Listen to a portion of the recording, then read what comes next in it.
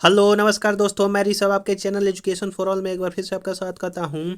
आज मैं जो जीएस का सीरीज स्टार्ट किया था उसका मैं अगला पार्ट लेकर के आ गया हूं। मैंने जो है वो जीके और जीएस का अल्टरनेट डे पर सीरीज स्टार्ट किया है, जो कि आपके आने वाले सभी एग्ज़ाम के लिए अति महत्वपूर्ण होगा। वो चाहे बिहार पुलिस हो, बिहार एसआई हो, बिहार एसएससी 10+2 हो, या फिर एसएससी रेलवे का कोई भी एग्ज़ाम हो, उससे जो है वो संबंधित सारे क्वेश्चन जो है वो इसमें मैं करवाऊँगा। और ये जो मैं करवा रहा हूँ वो स्पार्क पब्लिकेशन का जो प्रैक्टिस सेट आता है उसका मैंने जो है वो ये करवा रहा हूँ प्रैक्टिस सेट। और आज हम लोगों का ये जो है वो जीएस का दूसरा पार्ट है। तो आज का हम लोग जो है वो पहला क्वेश्चन करते हैं कि जो आपका पहला क्वेश्चन है कि लार की प्रकृति कैसी होती है। निष्प्रभावी होती है, अम्लीय होती है, क्षारीय होती है, या फिर उभय धर्मी होती है। तो जो आपका लार होता है वो कैसा होता है, तो वो एसिडिक इन नेचर होता है। और जो हम लोग एसिड और बेस यानी कि अम्लीय और क्षारीय जो है वो किसके द्वारा जो है वो निर्धारण करते हैं कि कौन सा चीज़ अम्लीय है और कौन सा क्षारीय। तो उसके लिए एक पीएच स्केल आता है जिसमें 0 से लेकर के और 14 तक उसमें जो है वो नंबरिंग दिया रहता है। 0 से 7 तक बोल सकते हैं, या फिर 0 से 6.9 तक एसिड होता है। 7 से 14 के बीच में बेस उसको जो है वो कंसीडर किया जाता है, और जो 7 होता है वो न्यूट्रल होता है। आप जो है ये याद रखिएगा। क्वेश्चन नंबर 62 है कि गैल्वेनोमीटर का उपयोग किया जाता है। तो गैल्वेनोमीटर का जो उपयोग है वो हम लोग विद्युत धारा ज्ञात करने के लिए करते हैं। प्रतिरोध के मापने के लिए रजिस्टेंस का प्रयोग जो है वो किया जाता है। और विद्युत धारा मापने के लिए गैल्वेनोमीटर का यह विद्युत परिपथ में विद्युत धारा की उपस्थित बताने के लिए यूज किया जाता है। और इस यंत्र की सहायता से हम लोग 6 × 10⁻⁶ एम्पियर तक विद्युत धारा को जो है वो माप सकते हैं। और जो आपका ये प्रतिरोध दिया है जिसको इंग्लिश में रेजिस्टेंस कहा जाता है, इसका जो एसआई यूनिट होता है वो ओम होता है। अगला क्वेश्चन है आपका 63 नंबर क्वेश्चन कि जल का क्वथनांक अधिक होता है क्योंकि इसके अणु हाइड्रोजन आबंध से बंधे हुए रहते हैं, इसलिए। क्वेश्चन नंबर 64 है कि जल की अस्थायी कठोरता किसकी उपस्थिति के कारण होता है। तो जो जल में अस्थायी कठोरता होता है वो कैल्शियम और मैग्नीशियम के बाइकार्बोनेट के कारण होता है। क्वेश्चन नंबर 65 है कि निम्नलिखित में से कौन एक तत्व है। सोडियम क्लोराइड, पारा, चीनी, या फिर प्लास्टिक। यानी कि इनमें से कौन सा है जो कि एक तत्व है। तो पारा, मरकरी जो है वो एक तत्व है, और इसका जो सिंबल होता है वो Hg से हम लोग इसको डिनोट करते हैं। और पारा एक ऐसा मेटल है जो कि लिक्विड स्टेट में पाया जाता है। अगला क्वेश्चन है 66 नंबर कि उत्प्रेरक एक पदार्थ है जो। तो उत्प्रेरक वह पदार्थ होते हैं जो कि अभिक्रिया की दर बदल देते हैं। आइए हम लोग जो है वो इसके बारे में कुछ और जानकारी प्राप्त कर लेते हैं कि उत्प्रेरक किसी पदार्थ की उपस्थिति में यदि किसी रासायनिक अभिक्रिया की दर परिवर्तन हो जाती है किंतु पदार्थ स्वयं अभिक्रिया के अंत में रासायनिक रूप में अपरिवर्तित रहता है, तो उसी को जो है वो उत्प्रेरक कहते हैं। उत्प्रेरक जो होता है वो रासायनिक अभिक्रिया को बढ़ाने या फिर घटाने में प्रयोग किया जाता है। तो इस तरह से ऑप्शन सी नंबर सही हो जाएगा। अगर आपको वीडियो वाकई में थोड़ा सा भी अच्छा लग रहा होगा तो वीडियो के लिए एक सब्सक्राइब तो बनता है, और अपने दोस्तों में एक शेयर कर दीजिए, ग्रुप में भी शेयर कर सकते हैं, और लाइक का बटन जो है वो दिया हुआ है उसमें को आप जो है वो दबा सकते हैं। अगला क्वेश्चन है 67 नंबर की किसी लेंस की क्षमता व्यक्त की जाती है। तो यानी कि जो लेंस का जो क्षमता होता है किसमें मापा जाता है, वाट में, जूल में, डायोप्टर में, या फिर इनमें से कोई नहीं। तो जो लेंस की क्षमता होती है वो डायोप्टर में मापा जाता है, और इसका सिंबल जो है वो डी होता है। जूल जो है वो आपकी हीट या फिर एनर्जी का कह सकते हैं ऐसा यूनिट है। वाट जो है आपका पावर का ऐसा यूनिट है, शक्ति का। क्वेश्चन नंबर 68 है कि किससे परमाणु का निर्माण होता है, तो जो परमाणु होता है वो किसके द्वारा होता है, तो इलेक्ट्रॉन, न्यूट्रॉन और प्रोटॉन से जो है वो निर्माण होता है। क्वेश्चन पूछा जाता है कि नाभिक में जो न्यूक्लियस होता है इसमें कौन कौन से तत्व पाए जाते हैं, तो आपका यहाँ पर प्रोटॉन और न्यूट्रॉन जो है वो न्यूक्लियस में पाया जाता है, और इलेक्ट्रॉन जो है वो ऑर्बिट के बाहर वाले कक्षक में होता है जो कि घूमते रहता है। अगला क्वेश्चन है क्वेश्चन नंबर 69 कि निम्नलिखित में से कौन सी गैस हवा में सबसे अधिक अनुपात में उपस्थित होता है, यानी कि इनमें से कौन सा ऐसा गैस है जो कि हवा में सबसे ज़्यादा उपस्थित होता है, तो नाइट्रोजन जो है वो 78% तक होता है, हाइड्रोजन जो है वो 21%, और ऐसे एक्चुअल देखा जाएगा तो 20.84% के आसपास जो है वो पाया जाता है। आपके ऑक्सीजन माफ़ कीजिएगा, और कार्बन डाइऑक्साइड जो है वो 0.003% के आसपास जो है वो पाया जाता है। तो आप ये सारा चीज़ भी जो है वो याद रखिएगा। मैं जो है एक स्टैटिक जीके का भी सीरीज चलाता हूँ, तो उसमें सारा चीज़ मैं जो है ये पढ़ाया हूँ।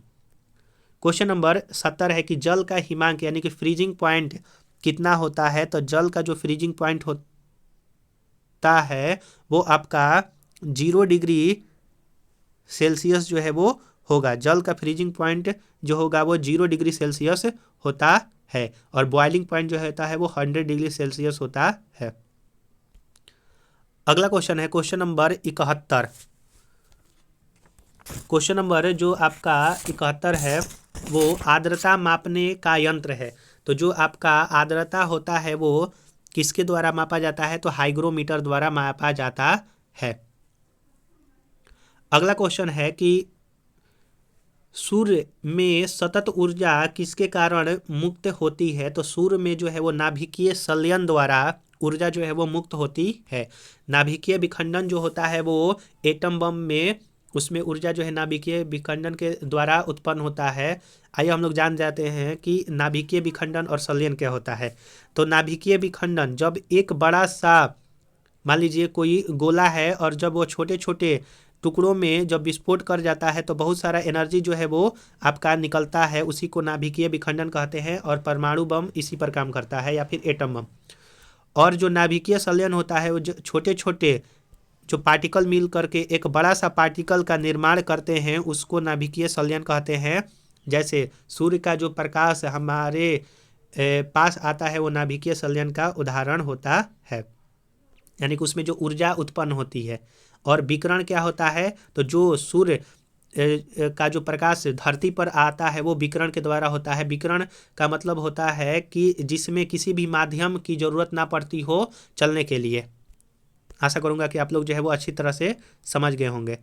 इसमें से जो है वो सही कथन चुनना है कि इनमें से कौन सा सही कथन है। तो प्रकाश की अपेक्षा ध्वनि तीव्र गति से गमन करती है, नहीं। ध्वनि आयु की अपेक्षा पानी में कम गमन करती है, तो यह भी गलत है। ध्वनि निर्वात में गमन नहीं करती है, यह सही बात है। प्रकाश जो है वो निर्वात में गमन करता है, ध्वनि को चलने के लिए जो है वो मीडियम की आवश्यकता पड़ती है। क्वेश्चन नंबर 74 है कि किसी सिस्मोग्राफ का उपयोग क्या मापने के लिए किया जाता है, तो वो भूकंप के झटका मापने के लिए सिस्मोग्राफ का उपयोग करते हैं। और भूकंप कितना तेज आया है उसको रिक्टर स्केल पर मापा जाता है। क्वेश्चन नंबर 75 है कि उबलते पानी की अपेक्षा भाप में अधिक जलन होने का कारण क्या है, तो वो आपका है कि भाप में जो गुप्त ऊष्मा होता है, जो लेटेंट हीट होता है वो ज़्यादा होता है। इसीलिए अगर आपको भाप से जो जल जाता है हाथ या फिर पैर, उसमें जो है वो ज़्यादा जलन होती है। क्वेश्चन नंबर 76 है कि कपास के पौधे के किस भाग से कपास का रेशा निकाला जाता है, तो वो आपका कपास के बीज से जो है वो रेशा निकाला जाता है। क्वेश्चन नंबर 77 है कि यकृत का कार्य क्या है, तो जो आपका लीवर है उसका कार्य है कि ग्लूकोज को ग्लूकोजेन के रूप में जो है वो रूपांतरित करना।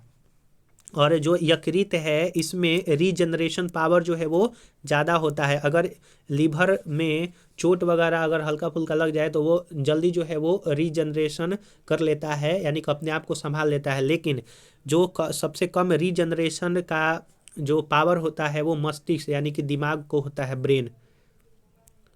क्वेश्चन नंबर 78 है कि किसकी उपस्थिति के कारण पत्तियों का रंग हरा होता है? हीमोग्लोबिन के कारण, पर्ण रहित के कारण, क्लोरोफॉर्म के कारण, या फिर इनमें से कोई नहीं। तो इसमें जो है वो पर्ण रहित, जिसको क्लोरोफिल कहते हैं, उसी के कारण पत्तियों का रंग जो है वो हरा होता है।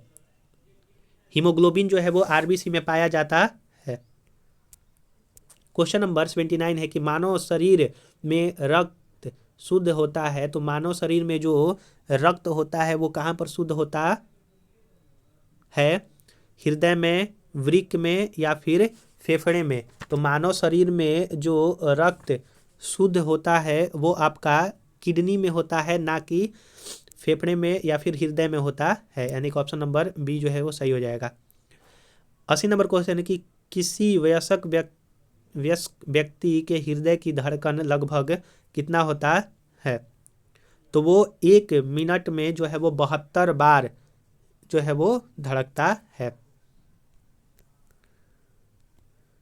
क्वेश्चन नंबर 81 है कि खाने का सोडा, बेकिंग सोडा जो है वो किसको कहते हैं? K2CO3, NaHCO3, Na2CO3 या फिर N2SO4 को जो है वो कहा जाता है। तो 81 का NaHCO3 जो है हो जाएगा बेकिंग सोडा। 82 नंबर क्वेश्चन है कि कार्बन एक क्या है? तो कार्बन एक यौगिक है, अधातु है, उपधातु है, या फिर इनमें से कोई नहीं है। तो कार्बन जो है वो आपका एक अधातु है, नॉन मेटल है। 83 नंबर क्वेश्चन है कि एक बिंदु से 0.2 मीटर की दूरी पर स्थित दूसरे बिंदु तक 20 कूलाम आवेश लगाने पर 2 जूल कार्य होता है। तो बिंदु के बीच जो है वो विभवांतर जो है वो आपका कितना हो जाएगा? तो वो 0 यानी कि 10⁻⁻1 वोल्ट हो जाएगा। इसमें यानी कि वोल्टेज जो होता है, विभवांतर जो होता है, V बराबर कार्य बटा जो है वो आवेश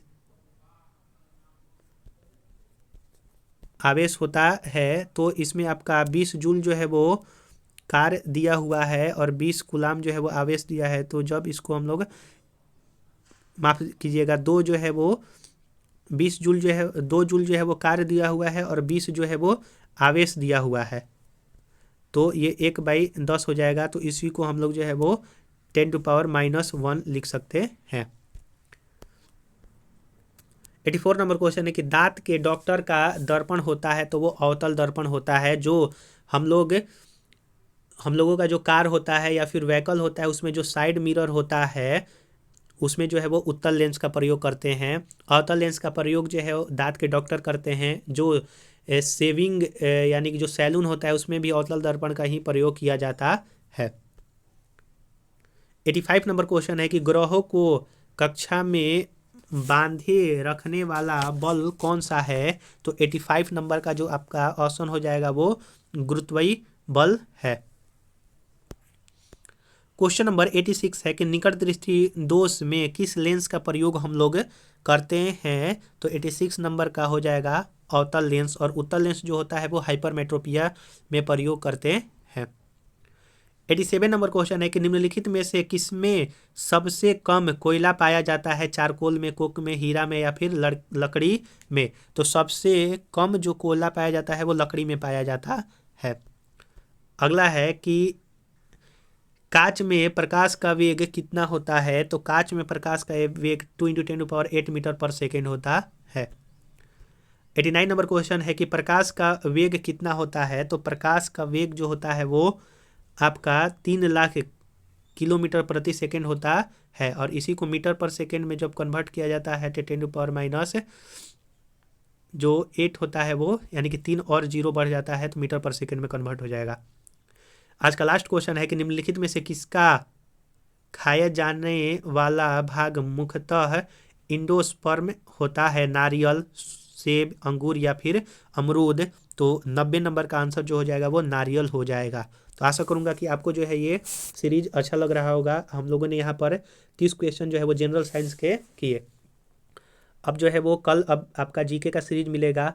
अगर आप पिछला वाला वीडियो नहीं देखे हैं तो उसका मैं डिस्क्रिप्शन में लिंक दे दूंगा प्लेलिस्ट का, तो आपसे निवेदन है कि आप जो है वो चैनल को सब्सक्राइब कर दीजिए, अपने दोस्तों में शेयर कर दीजिए। आप लोग जो है वो शेयर वगैरह नहीं करते हैं, तो आप लोग थोड़ा सा जो है वो ध्यान दीजिए। चलिए हम लोग जो है वो अगले वीडियो में मिलेंगे, तब तक के लिए नमस्कार।